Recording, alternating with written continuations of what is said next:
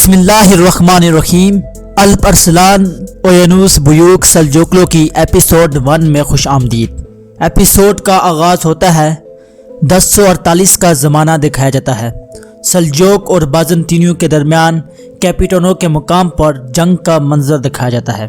ایک گھڑ سوار آگے بڑھتا ہے اور کہتا ہے، میں ترکوں کے اوغوس خاندان سے ہوں، میں کینک قبیلے سے ہوں، میں اس طغرل بے کا بھتیجا ہوں جو تمام مظلوموں کا محافظ ہے، خراسان کے حاکم چاغری بے کا بیٹا ہوں، میں محمد الپ ارسلان ہوں، میں اپنے سامنے قابل دشمن کو دیکھنا چاہتا ہوں جو میرے سے لڑ سکے۔ اس کے بعد ایک مہینے پیچھے کا منظر دکھایا جاتا ہے۔ سلجوق محل میں صدا لگائی جاتی ہے، سلطانوں کے سلطان جلیل القدر امیر، شیخوں کے شیخ سلطان طغرل بے تشریف لاتے ہیں۔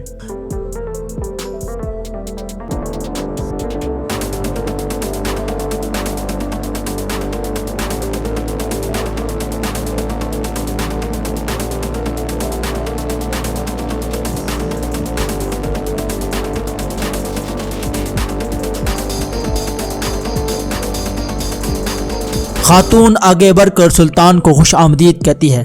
سلطان کہتا ہے، حاجی تمام امیروں کی کونسل بلاؤ، وقت آ گیا ہے کہ میں اپنے جانشین کا اعلان کر دوں۔ دوسری جانب محمد الپ ارسلان سپاہیوں کے ساتھ موجود ہوتے ہیں۔ سپاہی اور محمد الپ ارسلان گھوڑوں پر سوار ہو کر کوکبرو کھیل کھیل رہے ہوتے ہیں۔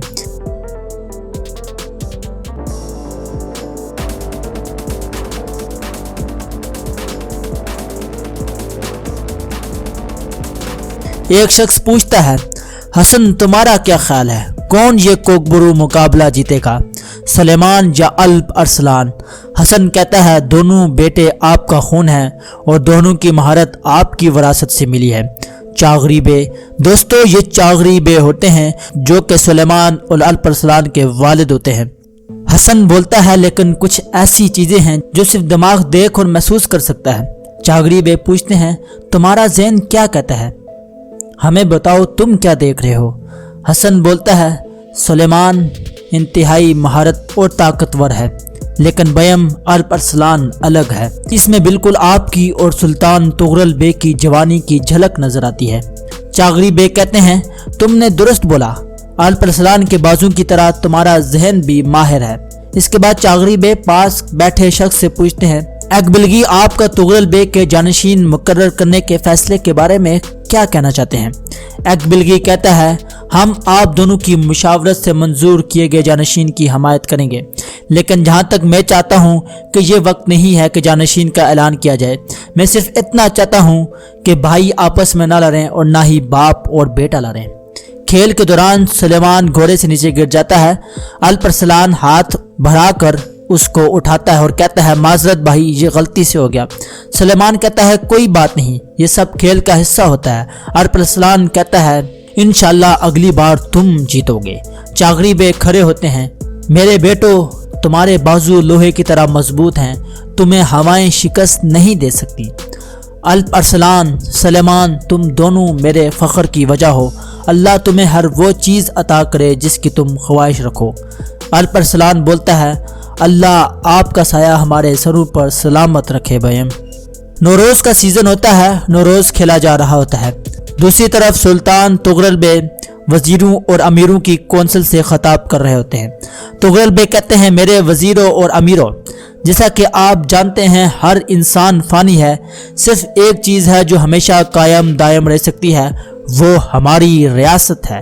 جب وقت آئے گا ہم سچائی کی طرف لوٹ جائیں گے، اس لیے آج میں سلجوق ریاست کا سلطان مائیکل کا بیٹا سلطان محمد طغرل، میں نے فیصلہ کیا ہے کہ اپنا جانشین مقرر کروں۔ ہر کوئی جان لے کہ میرا جانشین۔ اتنے میں ہی ایک شخص اندر آتا ہے اور کہتا ہے، سلطان بازنطینی کفاروں نے سرحد پر ہمارے قبیلوں پر حملہ کر دیا، انہوں نے ہر ایک کو بے رحمی سے مار ڈالا۔ سلطان غصے سے کھڑے ہو جاتے ہیں اور کہتے ہیں، تم کیا کہہ رہے ہو حاجب؟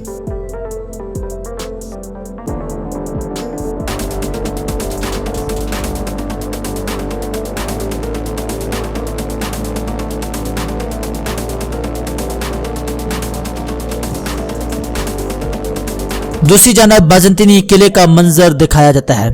कमांडर किले से बाहर निकलता है और कहता है, यानिस ये क्या हो रहा है, ये वैशी कौन है? यानिस बोलता है, ये इनका सरबराह है जो तुर्कों को हमारे खिलाफ इन इलाकों में उकसाता है। यानिस इस शख्स का बेटा होता है। कमांडर साथ खड़े आदमी से कहता है, शहजादा एनी, क्या ये तुम्हारा काम नहीं था कि वेस्पुरक्सन गवर्नर की हैसियत से तुम इन लोगों के हमारे महतात करो? शहजादा एनी कहता है, जैसा कि आप जानते हैं कि काफ़ी अरसा हुआ मैं वेस्पुरक्सन से यहाँ नहीं आया और अब तो मेरी गैर मौजूदगी में आपका बेटा हर एक तुर्क को मार डालेगा। उधर सुल्तान तुगरल बे शदीद गुस्से की कैफियत में होते हैं। तुगरल बे कहते हैं, अगर बाज़ंतीनी तुर्कों को तकलीफ देंगे, अगर इन जालिमों के पागल कुत्ते मजलूमों पर एक एक करके हमला करेंगे तो इन्हें इसका हिसाब चुकाना होगा। हाजी कहता है, आपका क्या हुक्म है सुल्तान? सुल्तान कहता है, तैयारियां शुरू करो, ये वक्त है हम दिखाएंगे कि हमारी तलवारें कितनी तेज हैं और हमारा इंतकाम कितना दर्दनाक। एक अमीर बोलता है, जनाब हम लोगों को क्या जवाब देंगे कि जो लोग जानशीन के ऐलान का इंतजार कर रहे थे? सुल्तान कहता है, अभी इसका वक्त नहीं है कुंदूरी, मैं अनातोलिया की मुहिम के बाद का जानशीन का ऐलान करूंगा। हाजी पूछता है, सुल्तान आप अपने साथ किन मलक को साथ लेकर जाएंगे? सुल्तान कहता है, मूसा का बेटा हसन, अरबस्कंद का बेटा यूसुफ और चागरी बे के बेटे अल्प अरसलान, ये बहादुर मेरे साथ इस मुहिम में जाएंगे। सुल्तान महमूद अफ गजनवी की बीवी और चागरी बे की बेटी तशरीफ लाती है। इनके साथ अमीर बोजान भी होता है।